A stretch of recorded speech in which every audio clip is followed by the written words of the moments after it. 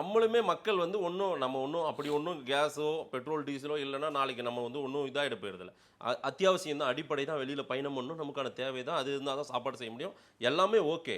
நம்மளுமே என்ன ஆகிட போகுது பார்த்துருவோம், வெயிட் பண்ணுவோன்றது காத்திருப்பு இல்லாமல் எனக்கு 30 லிட்டர் போடுன்றாங்க, 5 கேஸை பர்ச்சேஸ் பண்ணுறாங்க, அதை கூடுதல் விலை கொடுத்து வாங்கிட்டு போய் வீட்டில் வைக்கிறாங்க. இந்த மாதிரி ஸ்டோரேஜ் பண்ணுறதுனால மற்றவங்களுக்கு அது போய் சேராமல் போகுதுன்ற எண்ணம் நமக்கு இல்லாமல் போயிடுச்சு. அதை விட இன்னொரு பெரிய கொடுமையான விஷயம், கொரோனா காலத்தில் பெரும் தொழிலதிபர்கள் வசதி படைத்தவ மிட்டா முராசார் பண்ணையார் பூரா பெரிய பெரிய ஆஸ்பத்திரியில் ஒரு பெட்டை ரிசர்வ் பண்ணியே வச்சுருந்தான்.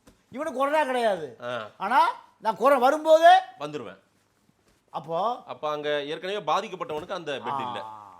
அப்போ இந்த மக்கள் பணம் படைத்தவனுக்கு ரிசர்வ் பண்ணி வச்சுக்கிறது, அதாவது எதை மருத்துவமனையில் ஒரு பெட்டு.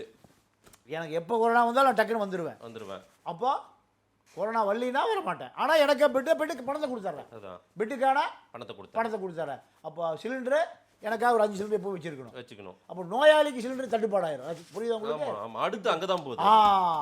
அப்போ தமிழ்நாட்டில் இருக்கக்கூடிய எல்லா மருத்துவமனைகளுமே அத்தனையும் பணத்துக்காக நடத்தப்படுகிற மருத்துவமனைகள். இன்னொரு விஷயம் சார், அப்போலோவில் எனக்கு தெரிஞ்ச சில நண்பர்கள் வேலை செய்கிறாங்க. அவங்க சொல்கிறாங்க, இன்றிலிருந்து அங்கே தோசை கிடையாதான். அப்போலோ மருத்துவமனையில் அங்கே நோயாளிகளுக்குன்னு பரிமாறுறது, அங்கே கேன்டீன் உள்ள தோசை கிடையாதான், சாம்பார் கிடையாதான், சட்னி மட்டும்தானா.